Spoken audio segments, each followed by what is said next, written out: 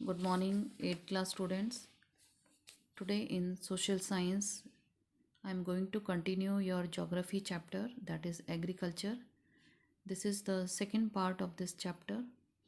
The topics which I am going to cover today are major crops. In this, food crops, fiber crops, and beverage crops will come. And the other topic is agriculture development. So, first of all, we are going to know about the crops, that what do you mean by crops. Basically crops are grown to meet the needs of the growing population.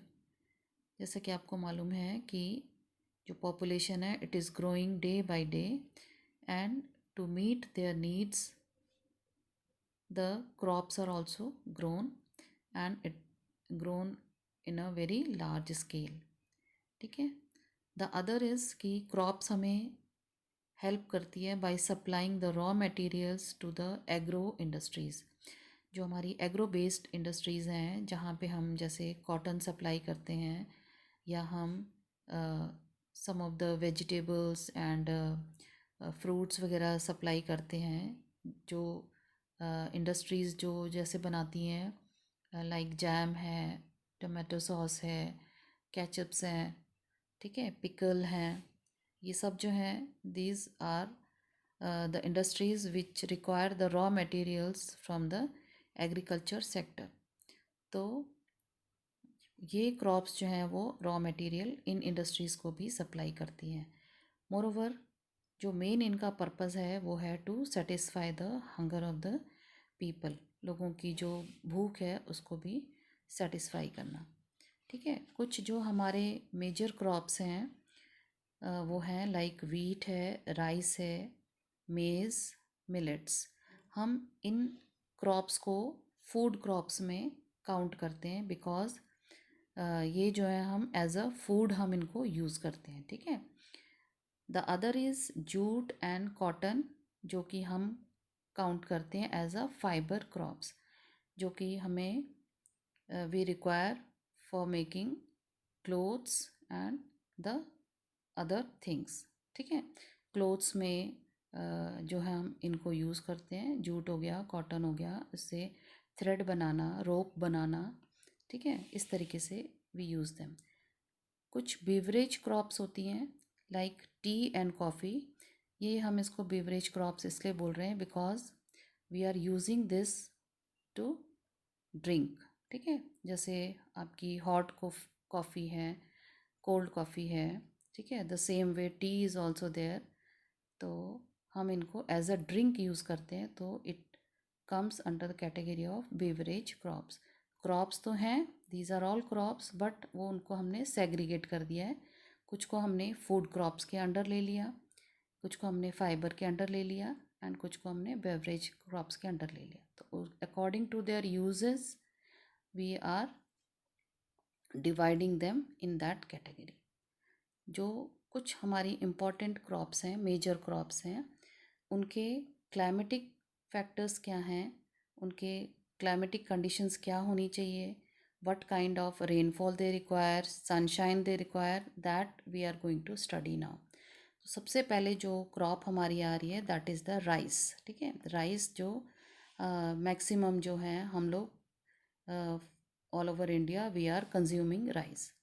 तो सबसे पहले जो है इसके जो main point है कि ये हमारी एक मेजर फूड क्रॉप है, and not only in India but also in the world it is counted as the major food crop.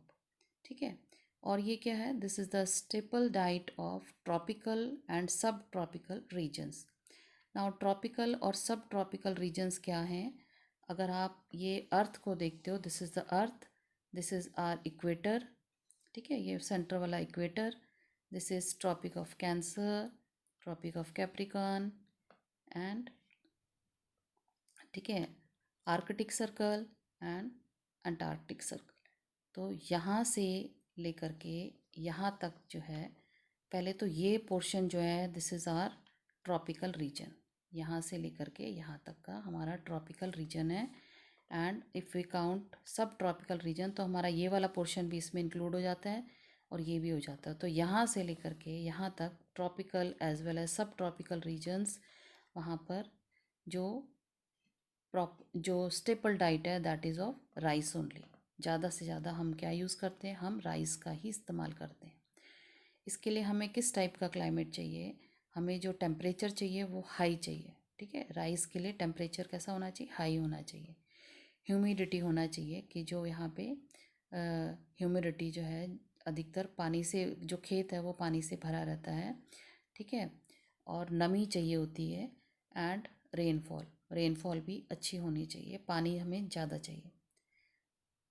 इस क्रॉप में, राइस क्रॉप में इंडिया जो चाइना है that is the leading producer.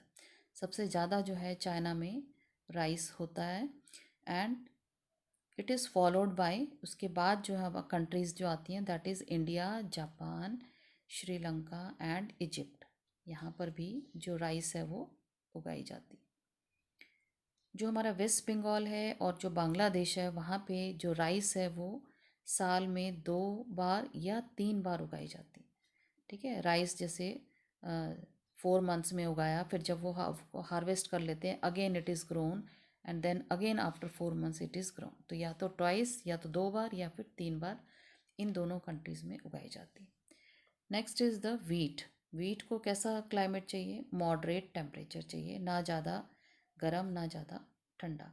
ठीक है, moderate होना चाहिए। रेनफॉल भी चाहिए ड्यूरिंग द ग्रोइंग जब हम उगाते हैं उस समय हमें रेनफॉल चाहिए। और सनशाइन हमें चाहिए, ब्राइट सनशाइन, बहुत तेज़ धूप हमें चाहिए at the time of harvesting. जब हम फसल को काटते हैं उस समय बहुत ब्राइट सनशाइन चाहिए। वीट जो है सबसे ज़्यादा जो ग्रो किया जाता है दैट इज़ यूएसए में, Canada, Argentina, Russia, Ukraine, Australia and India. ठीक है, तो इंडिया में जो है वीट को ग्रो किया जाता है इन द विंटर सीजन में ग्रो किया जाता है। Next comes our millets. Millets जो है वो एक कोर्स ग्रेन जो है उसमें काउंट होता है। कोर्स ग्रेन हम बोलते हैं मोटा अनाज। ठीक है, ये लेस फर्टाइल लैंड में भी ग्रो कर जाता है। इसको बहुत फर्टाइल लैंड नहीं चाहिए, even in less fertile land it can grow. और इसको ये सैंडी सॉइल में भी ग्रो कर जाता है। इसको ज़्यादा पानी की ज़रूरत नहीं पड़ती। और हाई टू मॉडरेट टेम्परेचर, ज़्यादा टेम्परेचर में भी हो जाता है, कम टेम्परेचर मॉडरेट टेम्परेचर में भी इट यूज़ टू ग्रो। ज़्यादा इसको रेनफॉल की ज़्यादा ज़रूरत नहीं होती। ठीक है, एंड इसमें जो काउंट होते हैं फसल क्रॉप्स दैट इज़ जवार, बाजरा एंड रागी, ये इसके एग्जांपल्स हैं। ये कहाँ कहाँ पे ग्रो होता है, it is grown in Nigeria, China and Niger. इन जगहों पे ये ग्रो किया जाता है। नेक्स्ट जो है दैट इज़ द मेज़ crop. This is also come under the food crop. ठीक है, इसको कैसा चाहिए, इसको भी मॉडरेट टेम्परेचर चाहिए, ना ज़्यादा गर्म वाला ना ज़्यादा ठंड वाला। एंड इसको रेनफॉल भी ऐसा ही चाहिए, ज़्यादा बारिश की ज़रूरत नहीं है, but it requires lots of sunshine. इसको धूप की ज़्यादा ज़रूरत होती है।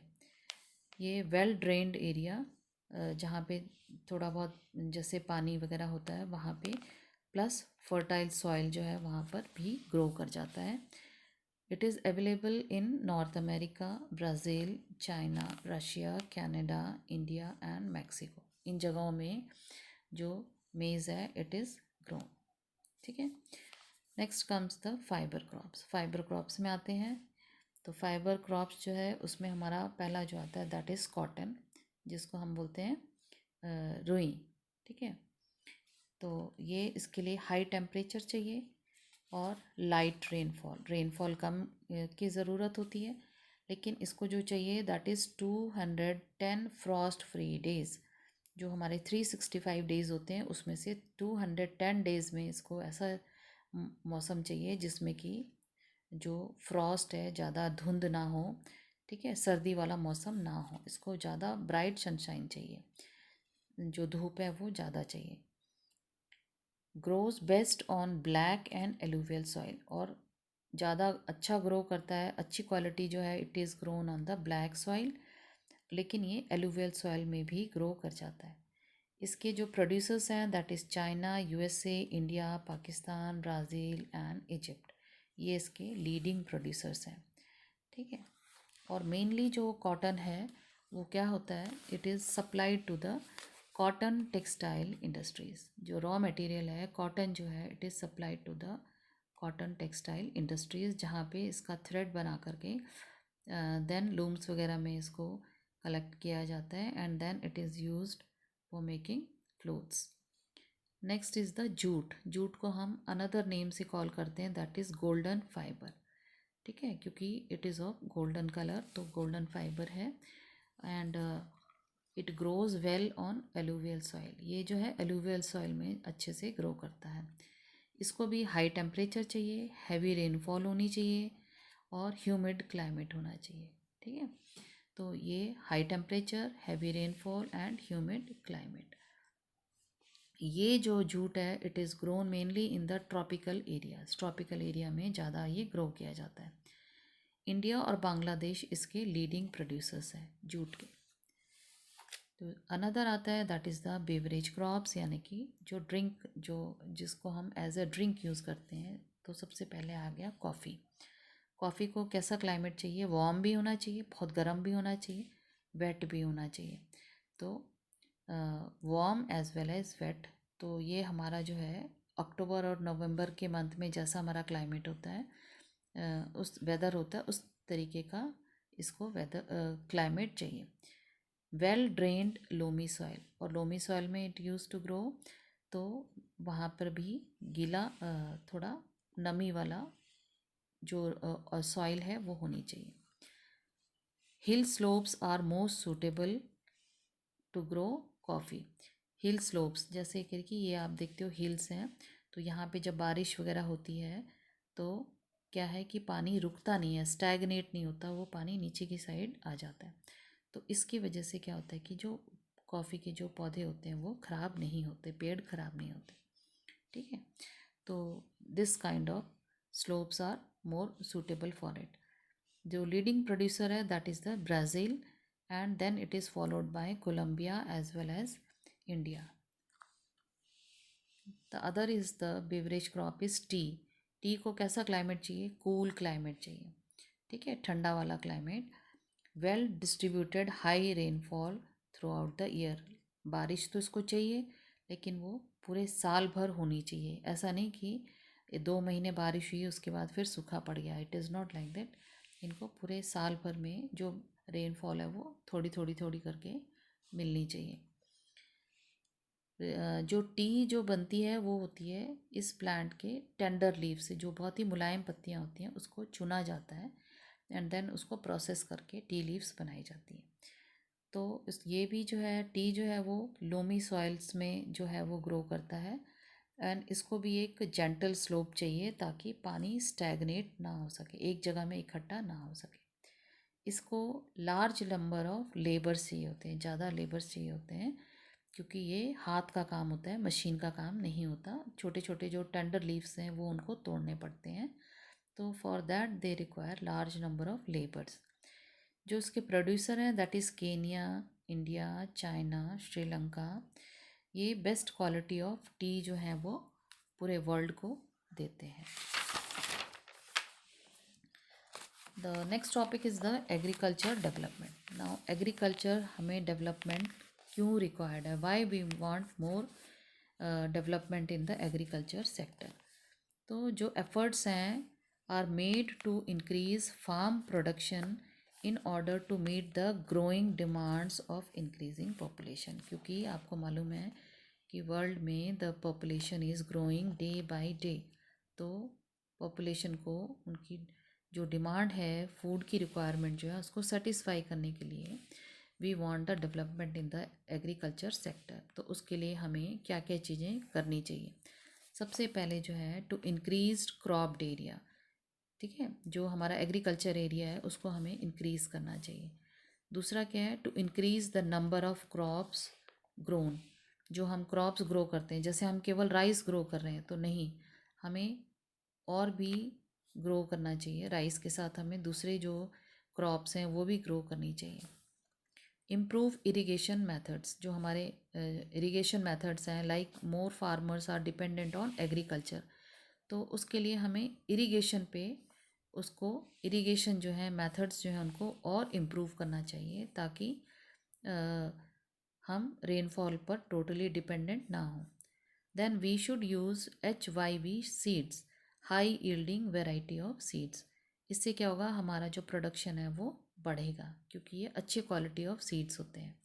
हमें इसी तरीके से फर्टिलाइज़र्स को ज़्यादा यूज़ करना चाहिए, ताकि जो सॉइल की फर्टिलिटी है वो और ज़्यादा इंक्रीज़ हो और प्रोडक्शन भी बढ़े। मैकेनाइजेशन यूजेज मोर, और मशीन्स का भी हमें ज़्यादा यूज़ करना चाहिए, उससे भी हमारा प्रोडक्शन जो है वो इंक्रीज़ होगा। What's the advantage of these steps, ये जितने स्टेप्स हमने किए हैं इनका एडवांटेज क्या है, what is the advantage? So the answer is कि इट एंश्योर्स फूड सिक्योरिटी, जितना ज़्यादा हमारे पास स्टॉक होगा उससे we can satisfy the needs of the people, और फूड सिक्योरिटी जो है वो बढ़ जाएगी। तो agriculture advantage in different parts of the world, ठीक है। तो different parts of the world, like हमारे कुछ डेवलपिंग कंट्रीज़ हैं, कुछ डेवलप्ड कंट्रीज़ हैं, तो वहाँ पर एग्रीकल्चर डेवलपमेंट किस तरीके से होता है। तो पहला है कि जो डेवलपिंग कंट्रीज़ हैं वहाँ पर जो एग्रीकल्चर होती है that is of intensive agriculture. Intensive agriculture means they have large population, एक तो पॉपुलेशन उनकी बहुत ज़्यादा होती है, दूसरा जो उनके पास लैंड होता है that is of very small size, ठीक है। And they prefer subsistence priority, subsistence priority means अपने जितने उनके मेंबर्स होते हैं उन्हीं की जो रिक्वायरमेंट होती है उसी को फुलफ़िल कर पाते हैं।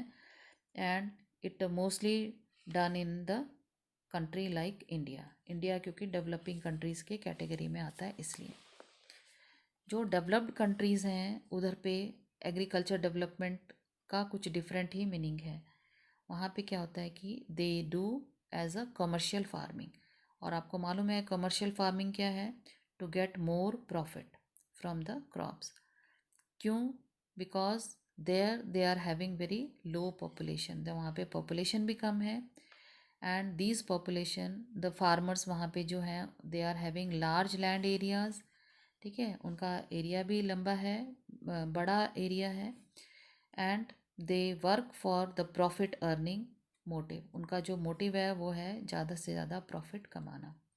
और ये कंट्रीज़ हैं like USA, Canada and Australia, ठीक है। So the one topic is left which I am going to cover in the next class, next video, and students, you go through these topics from your book also. It will be more beneficial for you to understand from that. Thank you.